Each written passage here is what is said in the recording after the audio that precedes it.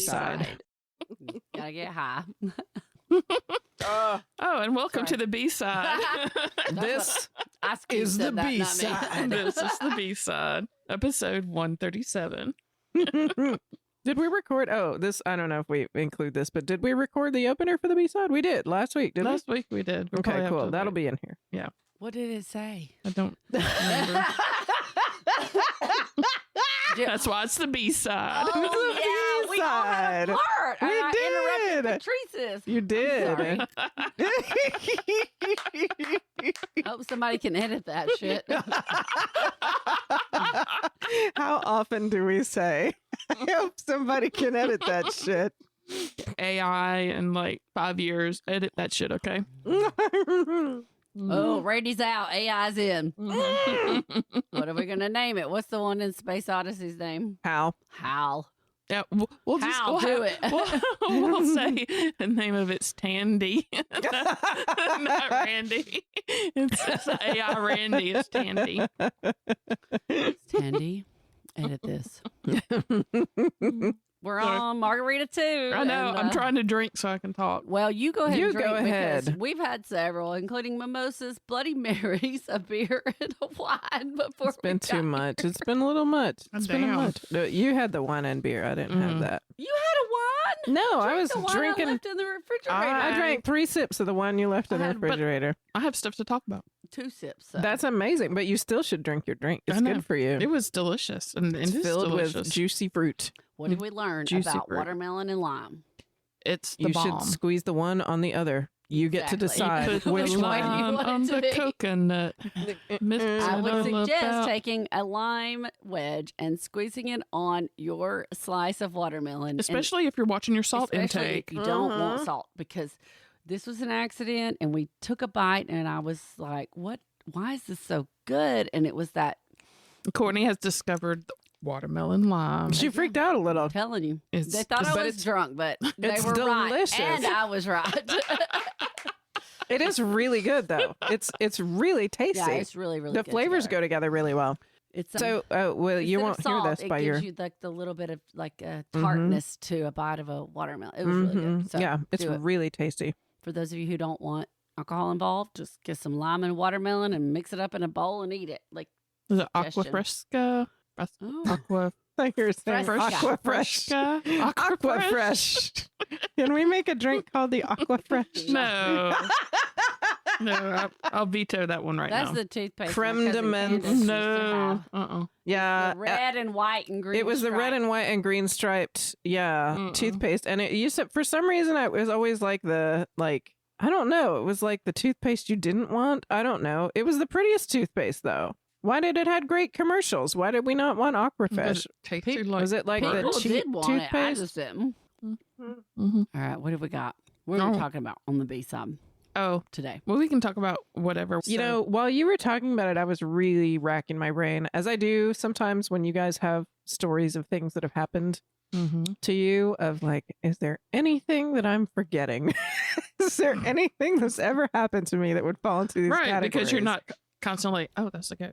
I'm that's a ghost. really not. I'm just You're not. like trying to apply scientific reason and common sense to the situation. I'm just like, I refuse. That's how I respond to most I things that might be refuse. ghostly in my life. I refuse to engage. Yeah, no, the reason I wanted to start talking about this is because, you know, my mom had the phone call from her friend that died That's the one. Yeah. that she didn't, either she picked up in her dream and was like really mad and then hung up, and that I'm pretty sure she probably, you know, I know she regrets like having that conversation, but she was just so mad at her friend for dying, you know, not that it was her friend's fault or anything like that. Very upsetting. It seems like there's something therapeutic about something like that. But I guess if it left her with It's the regret. regret, that's not very therapeutic. Yeah. So yeah, but I think it is therapeutic for a lot of people who do have that experience Mhm. and did either get to talk in the dream, whether it's like resolution about like they're okay. Because usually like you hear stories of they're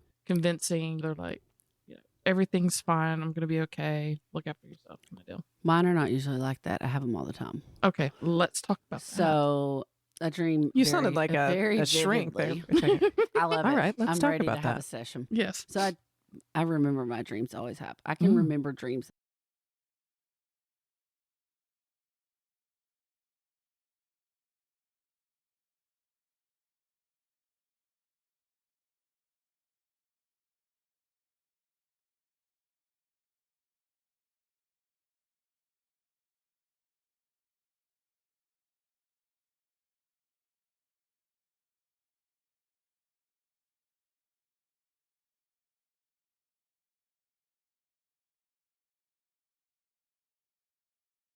That I had when I was little that I still think about now. Wow. And a lot of times there's violence, but sometimes it's things like this, like someone who's died. And I dream, usually it's a normal day. I don't want to talk about specific people, but I can just say I had a dream maybe even a year after someone died. And I was talking to them like a normal day, and we were going around and doing things. And as we were doing things wherever we were, I had this, something was wrong, something's wrong, something's wrong. I kept feeling like something's wrong. And it hit me, and I turned, and this happened to me more than once in dreams. And I say, "You're dead. How? I'm not supposed to be talking That's to so you. How are you weird. here?" Yeah. And then I get sad. So my dream is normal, normal, normal. And then all of a sudden I'm like, wait a minute, this is wrong. Why are you here? You're not supposed to be here. Dream. It happens to me a lot. Does it? Wow. So do you say that to them Yes, in the I dream? say, Do they respond to you? I don't remember necessarily. That's when I stop remembering my dreams. Because I kind of go, oh, wait. Like this seems so good and so fun and so right. And then all of a sudden I get that feeling like, this is not right. You're not supposed to be here. What are you doing here? And then sometimes it's kind of the opposite. I automatically know when I see them, oh, where have you been? Why have you not been here? And then I dream like we're doing things together, and I keep going, but you're not supposed to be here. You're dead. You're dead. You're dead. Like that happens to me a lot. Wow. That's really interesting. Yeah. And there's several people I can name, but I'm not going to. Probably because I have, been very close to a lot of people who've died. Yeah. But I think that it's more of a, like, I guess I've always tried to think about what was I thinking about before. And sometimes it's not somebody I've even thought about in a while, not consciously anyway. But it's very, in my dream, I'm very descriptive. Like, you're dead. Why are you here? What are you doing? Does it distress you like when you wake up and stuff? Yeah, sometimes it makes me, most of the time it makes me sad when I wake up.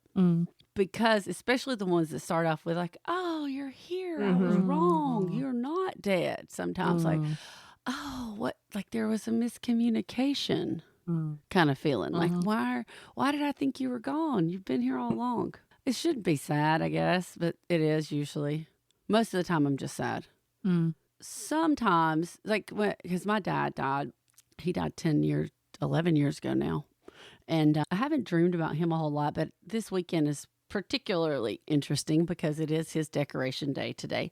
But he doesn't give a fuck. I'm just going to tell you, Drew Peppers, just, But decoration, if you don't know, in the South, people may not know, it's like a homecoming at a church where you go and you kind of remember your family members who have passed away, and you go to the cemetery where they're buried and you make sure that their graves are decorated with some very tacky flowers usually. Right. I love my family, and most of the time, and I feel bad because I went home yesterday and I did not even go to my dad's grave to look at it, but my dad was cremated, so we just have a tombstone there. And I have his ashes in my house along with his dogs, my uncle, and my dog. So I got a lot of ashes collection going on. It's a whole right. thing. Yeah. But when he died, he was one of the, like, I didn't dream about him as much, even though he died in my house with me. Like, he had a heart attack in my home. Like, we had to take him to the hospital and all that. But what I can tell you, and I've not told many people except my close friends, is after he died, and we go back to my house and the EMTs have been there and there's just shit strewn everywhere. Packaging and syringes and like all the leftovers of people trying to save somebody's life, like all in your house. And you just, like, I just stood there and looked around and I heard him. Oh, wow. And he talked to me. Oh, wow. And he said, oh God, I'm going to cry. He said, Courtney, it wasn't as hard as I thought it would be. That's what I heard in my head. I don't know where it came from. Like, it was there, though. Like, I didn't make that up. Like, I heard it. Like, he was still there in the room. Like, maybe his spirit was still there. And it just made, like, I wasn't worried after that. It wasn't as hard as I thought it would be. That's what he said. Wow, that's cool. And I was like, and I don't think I've really ever dreamed about him since. Like, I haven't really, Like I live in that house. I stay there all the time by myself. It's not sad or scary or weird. I mean, he literally died there. So I don't know. I think it's interesting to think. I think the people I've dreamed about though, or if when you're getting a phone call from somebody, it's probably more because you want, like, there's something left unsaid. Probably. Right. That would make sense. And I don't feel like there was anything left unsaid. So, like living in a house where somebody died, like you just went and you didn't feel anything. Right. They died there. Maybe, I mean, there's not necessarily something they need to say. Like everything was said. Right. Maybe they felt like everything was said. Right. But sometimes maybe it's not. So that's my story about, except right after that, when my dad died and we did a whole funeral and we had the cemetery and everything, even though we had him cremated, my family wanted to have a full casket service and all that.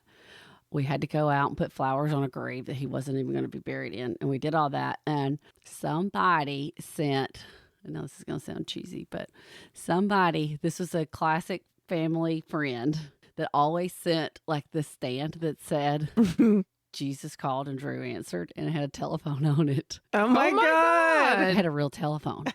Weird. And so like a real telephone? A real old school telephone. Oh my God. The push button, like AT&T push so button. Imagine those that were like the receiver. They were long and narrow, like you had in your bedroom. Not like the wall ones, but that were long, and you picked it up and it had a dial pad on the headset. Oh my gosh. You would dial it and you put it up and it'd be at your head.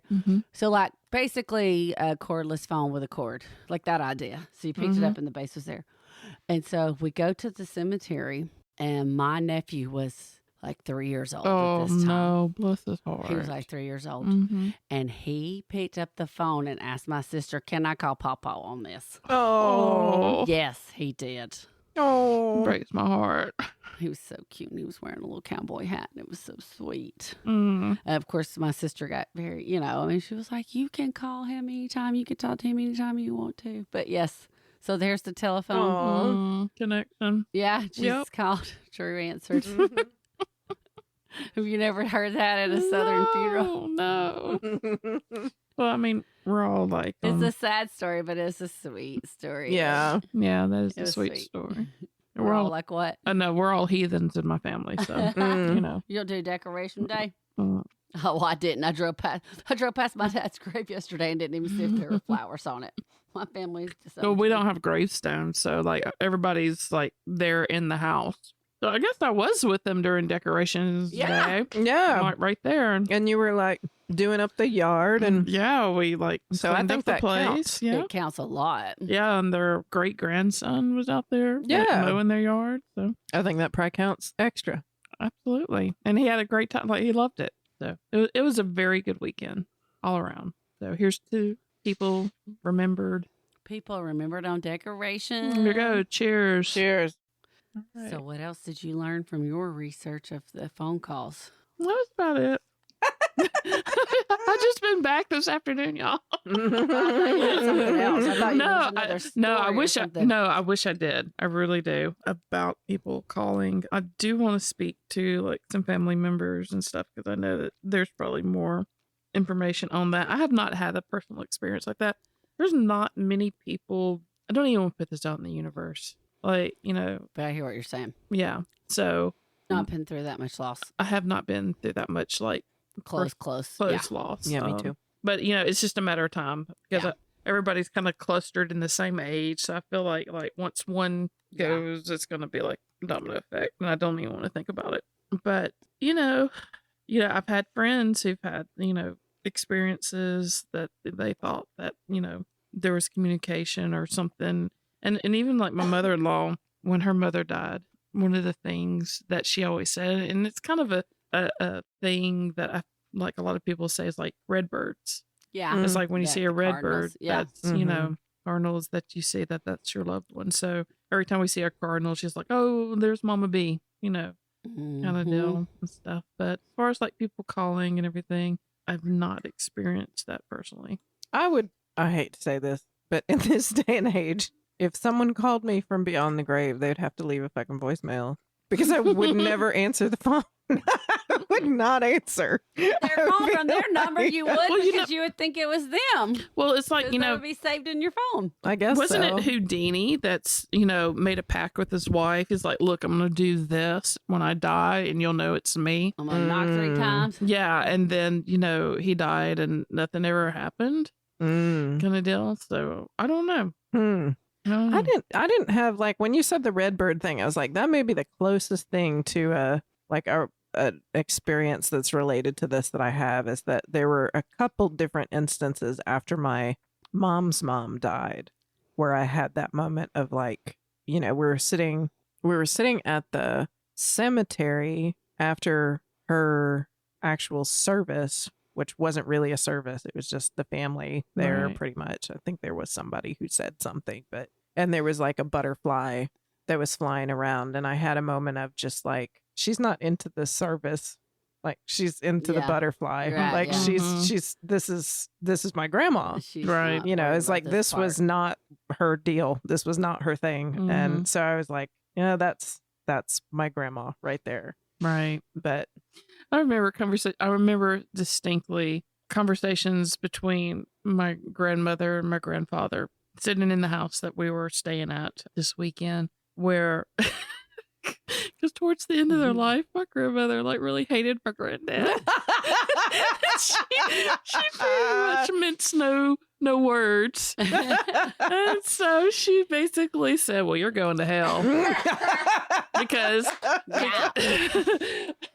because basically she was like, because he was like, oh, we're gonna be like, he's like, we're gonna be cremated, and then I want my ashes like mixed with your ashes and all that stuff. She's like, I don't know what you're talking about because you're gonna be in hell. Oh my God! And she's like, I don't want anywhere near you. Grandma! shit. And she was like, Pulling no punches. she was like, I was raised Baptist. She's like, I don't know where you going, but I'm going to heaven. She's like, so. But What did he do to piss her off? oh, just the whole life, Just breathing. just breathing. I mean, Yeah. how many years is a Oh, relationship my of? Yeah, I mean, like, Yeah, who would you not want to go to hell at that point? I know this is gonna come out well after decoration, but it's turned into a pretty good decoration.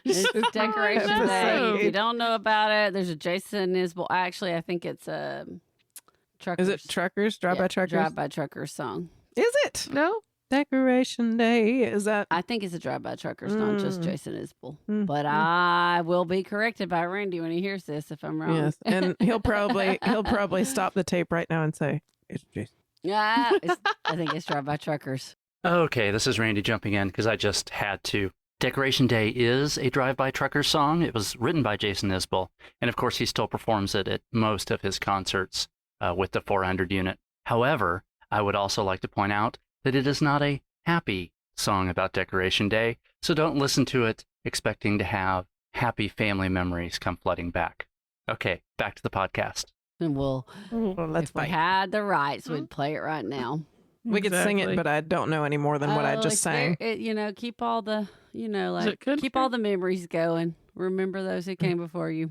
Oh, It's nice. not. That's it's not. really what Country. it's about. He Is probably it both? falls into like Americana. Just I think is Americana. probably what they fall into. Nice. But Decoration Day in general. Cool. Just because I don't leave those flowers on my dad's grave doesn't mean I don't think about him. I guess the decoration, Chad and I were talking today, it's for the living anyway. He went for his mom Mhm. yesterday for his dad's. Yeah. So Nice. All right, y'all. Well, thank you so much for listening. We appreciate you so much. And if you have somebody that you'd like to talk to us about, again, storiesofthestrangesouth.com. And we will talk to you soon. Bye. bye.